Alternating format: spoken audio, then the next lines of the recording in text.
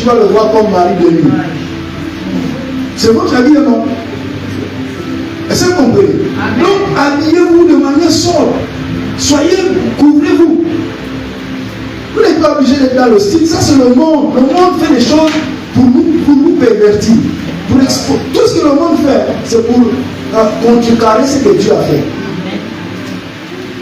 La dernière fois, lorsque nous sommes partis acheter la nourriture, je disais à mon fils que, vous savez, en fait, dans le programme de Dieu, ce sont les femmes qui devaient préparer. Mais lorsqu'on va dans les restaurants, les chefs d'hôtel, ce sont les hommes. Mais il y a un problème. Parce que le monde des mystiques savent que pour contrecarrer la spiritualité qui est en l'homme, ils vont amener ce que Dieu ne veut pas. Ça a montré à chaque fois que tu manges la nourriture d'un homme, ça agit sur la spiritualité qui est en toi. Si tu es du royaume de Dieu, ça t'affaiblit. Donc il y a beaucoup de choses. Est-ce que vous comprenez ça? Si on se mettait à tout vous dire, à tout le monde, vous mettez en train de courir. Amen. Je vous dis la vérité. Parce que pas moi je suis là dans les restaurants, dans les hommes. C'est une fois en passant.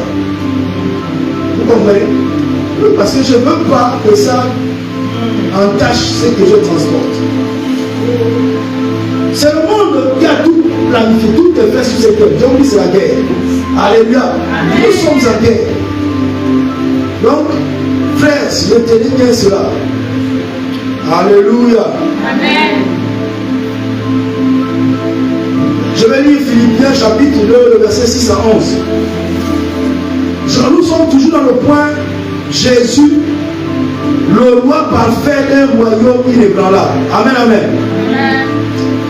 Donc, il dit ceci, il ne prend pas le pouvoir par la force, mais par la croix. La Bible déclare, Éphésiens chapitre 2, le verset 6 à 11. Il dit, il se rendant, il était semblable à Dieu, mais il ne s'est pas vu comme l'égal de Dieu. Il s'est humilié, il s'est abaissé, se rendant obéissant jusqu'à la croix. La mort de la croix. Est-ce qu'on est ensemble? Ça c'est très important. Donc, jusqu'à la mort de la croix. Amen. Donc, je vous en supplie, écoutez et comprenez ce que je suis en train de développer. Donc, on règne par quoi? Par la croix. Jésus est devenu roi par la. Bon, maintenant écoutez, c'est quoi le lien entre la croix et la sanctification? Vous comprenez? C'est quoi le lien entre la croix et la sanctification? Là où il y a un autel, il y a un trône. Comment c'est que je suis en train d'expliquer? Lorsque quelqu'un bâtit un autel, cet autel est bâti pour une divinité, parce qu'il va invoquer une entité qui viendra s'asseoir sur cet autel-là par rapport au sacrifice offert. Or, Christ passe par la croix, lui-même en même temps, il est sacrificateur. Lorsqu'il est plutôt sacrifice, lorsqu'il ressuscite, il est maintenant souverain sacrificateur. Hébreux chapitre 10, le verset 10, nous dit qu'il est rentré dans le ciel, un temple qui n'est pas fait de main d'homme. Il est rentré dans le ciel même où il a offert son propre sang. Il a versé sur quoi? Sur le propitiatoire qui est devenu aujourd'hui le trône de la grâce. Donc, la croix, à la croix est liée au trône de Dieu. Donc, tu veux t'asseoir sur le trône, tu veux régner, tu vas passer par la croix. En d'autres termes, si tu passes par la croix, ta vieille nature, ta nature charnelle meurt. Est-ce que vous comprenez ce que je suis en train de dire? Ta nature charnelle meurt. L'homme charnel qui ne plaît pas à Dieu, qui porte toutes ces choses, les maladies, les infirmités, doit venir à la croix, il meurt. À partir de là, l'homme céleste, Christ en toi maintenant, va commencer, qui siège sur le trône, va commencer maintenant à se mouvoir. Sans cela, tu ne pourras pas marcher. On dit qu'il faut marcher en esprit. Mais on ne nous explique pas comment marcher en esprit. Et ça, pour moi, c'est ce que je dis. Donc, à chaque fois que tu pries, à chaque fois que tu jeûnes, tu es en train de mettre le sacrifice sur ton autel. Et tu es en train de mourir aussi charnellement. Au fur et à mesure, tu es en train de mourir pour laisser la place à l'esprit qui est Christ en toi. Ça, c'est très important. Et Christ est monté sur le trône. Il est passé par la croix. Nous aussi, si on veut s'asseoir sur le trône, si on veut dominer sur les sorciers de ta famille, parce que c'est là où tu vas d'abord démontrer. C'est Certains d'entre vous, jusqu'à présent, les sorciers de votre famille ne vous soupçonnent même pas de votre présence. C'est comme si tu n'existais pas. Ils doivent sentir que tu es là. Amen. Tu dois les faire ressentir. Ils doivent savoir que c'est toi, tu es la lumière. Ton royaume est au-dessus. Est-ce que tu comprends ça? Bouge un peu ta soeur. Bouge ta soeur. Est-ce que tu t'es compris? Bouge ta soeur. Merci. Bouge la soeur. Lui bouge le frère. Lui voisin. Voisine. Non, lui voisin. Voisine. On doit le sentir. Les sorciers de ta famille doivent le sentir. Amen. Parce qu'ils appartiennent à un royaume. Toi, si tu appartiens à un royaume. Seul, je vous avais expliqué que j'étais un bon bébé chrétien. Amen. Moi, la grâce que j'ai eue, c'est que dès que le Seigneur s'est révélé à moi, je n'ai pas eu le temps en fait de fréquenter l'église. Alléluia. Amen. Imaginez-vous, c'est un vendredi que je me croise dans une église. Vendredi, samedi, je quitte Gamba pour venir à Libreville. À Libreville, je ne connaissais personne. Je viens descendre chez ma tante qui est Gamba. Vous comprenez? C'était chaud. Donc j'ai fait un an. À Libreville, je ne connaissais aucune assemblée. Je connaissais seulement là où on m'avait transféré, donc à Kwame. Et j'habitais Bellevue. Je faisais école maison pendant un an. Mais j'étais chrétien. Amen. C'est là où j'ai vécu des expériences avec Dieu. Vous comprenez? Oui, c'est là où j'ai compris que ce qui était en moi était plus grand que ce qui était avec ma tante.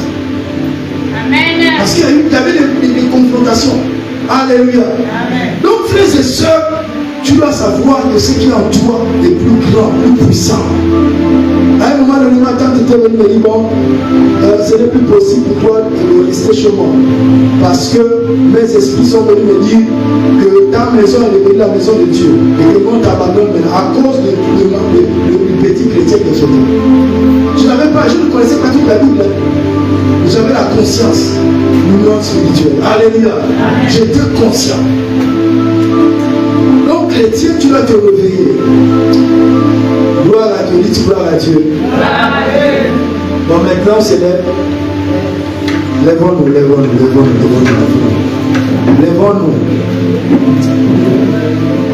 Je voulais que tu comprennes que je vais juste introduire, mais ce sont les points qu'on va développer prochainement. Que tu es citoyen d'un royaume. Dis à ton frère, à ta soeur, tu es citoyen d'un royaume.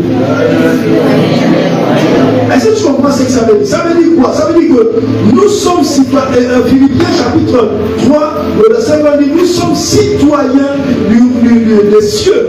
Nous sommes citoyens des cieux. Amen. Nous sommes au Gabon pour manifester, imposer le règne de Dieu. C'est compris.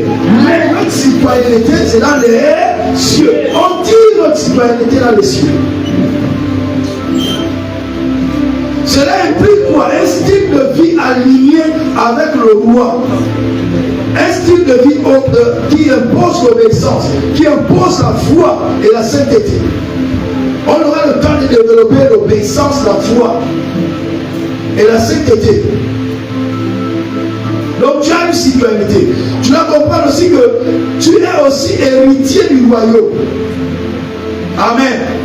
Selon Romains chapitre 8, le verset 17. Il dit héritier de Dieu et co-héritier de Christ. Tu es appelé à régner avec Christ. Selon 2 Timothée chapitre 2, le verset 12. Amen.